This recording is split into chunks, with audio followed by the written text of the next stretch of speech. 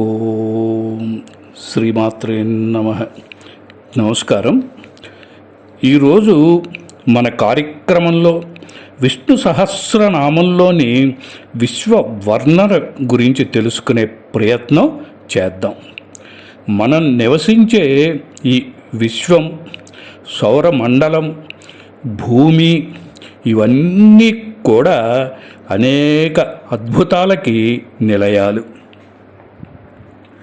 ఇప్పుడు హబుల్ టెలిస్కోప్తో శాస్త్రవేత్తలు అనేక నక్షత్ర మండలాలని, వాటిలో జరిగే ప్రక్రియల్ని కనుక్కుంటున్నారు.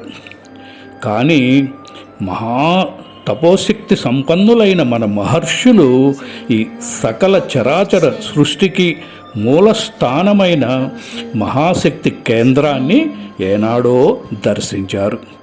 దీనికి సాక్ష్యమే శ్రీ విష్ణు సహస్రనామ స్తోత్రం. మనం ఉంటున్న ఈ సౌర కుటుంబం పాలపుంత అంటే మిల్క్వే గెలాక్సీ చుట్టూ 200 మిలియన్ సంవత్సరాలకి ఒకసారి ప్రదక్షిణ చేస్తూ ఉంటుంది. ఈ మిల్క్వే గెలాక్సీ మధ్య భాగం అనేక కోట్ల నక్షత్రాలతో కళ్ళు మిరుమిట్లు గొలిపే కాంతుల్ని వెదజల్లుతూ ఉంటుంది. అది ఎంత అద్భుతమైన వెలుగు అంటే మనం సూర్యుడి వైపే సూటిగా చూడలేం. అటువంటిది కొన్ని 100 కోట్ల సూర్య సమానమైన కాంతిని మనం అసలు చూడగలమా అండి? చూడలేము. ఆ నక్షత్రాలు ఒకదానికి ఒకటి బాగా దగ్గరగా ఉంటాయి. మనం ఉన్న సౌర కుటుంబం ఈ మిల్క్వే గెలాక్సీకి ఒక పక్కన ఉండటం వలన మనం దాని మధ్య భాగాన్ని చూడలేము. అందుకే చూడండి, మనకి రాత్రిపూట అక్కడో నక్షత్రం ఇక్కడో నక్షత్రం మిణుకు మిణుకు అంటూ కనిపిస్తాయి. కానీ ఆ పాలపుంత మధ్య భాగంలో ఏ సమయంలో అయినా కూడా అత్యంత ప్రకాశవంతంగా ఉంటుంది. సకల విశ్వానికి మూలాధారమైన శక్తి అక్కడి నుంచే ప్రవహిస్తూ ఉంటుంది. ఈ శక్తినే మన మహర్షులు విష్ణు అని, నారాయణ అని పిలిచారు. ఆ విష్ణువు ఉండేదే పాల సముద్రం. విష్ణు సహస్రనామంలోని ధ్యాన శ్లోకంలో చూడండి, ముందే ఉంటుంది, క్షీరోధన్వత్ ప్రదేశే శుచిమణి విలసిత్ సైకతే మౌక్తికానాం అని ఉంటుంది. చూడండి,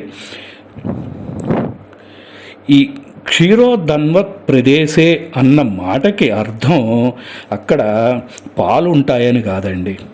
అక్కడ అత్యంత ప్రకాశవంతంగా పాల వంటి స్వచ్ఛమైన తెల్లటి కాంతులు వెదజల్లుతూ ఉంటుంది ఆ ప్రదేశము అని అర్థం. అందుకే విశ్వం విష్ణువు అని అన్నారు. ఈ విశ్వమంతా కూడా విష్ణు స్వరూపమే. విష్ణువు 4 చేతులు కలవాడు అని చతుర్భుజ అనే నామం చెప్తుంది. మీరు గమనించండి, స్పైరల్ గెలాక్సీకి 4 భుజాలు ఉంటాయి. అదే విష్ణువుతో కల సారూప్యం. ఇంకొకటి చూడండి, భుజగ శయనం అనే పదం వస్తుంది కదా, శాంతాకారం భుజగ శయనం పద్మనాభం సురేశం అని వస్తుంది. భుజగ శయనం అంటే పాము మీద శయనించేవాడు అని అర్థం. మిల్క్వే గెలాక్సీ మధ్య భాగంలో అత్యంత వేడి పొగలు పాము బొసగొట్టినట్టు పైకి వెదజల్లబడుతూ ఉంటాయి. అందుకే ఆదిశేషుకి 10,000 తలలు అన్నారు మన మహర్షులు. అలాగే పద్మనాభం, పద్మ అంటే లోటస్, తామర పువ్వు.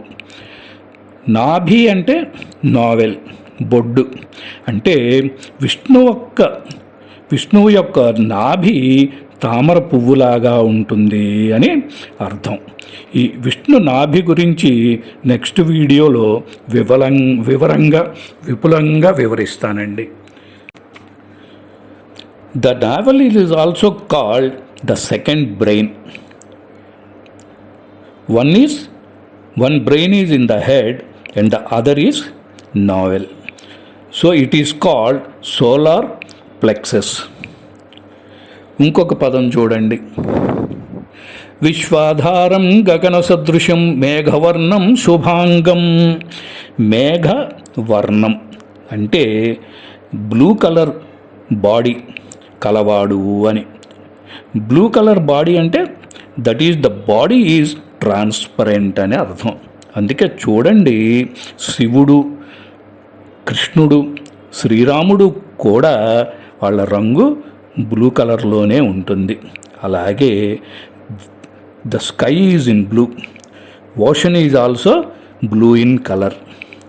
అందుకే విశ్వం విష్ణు, సర్వత్రా వ్యాపించినవాడు విష్ణువు. మరి ఆ కాలంలో మన మహర్షులు ఇదంతా ఎలా దర్శించగలిగారండి?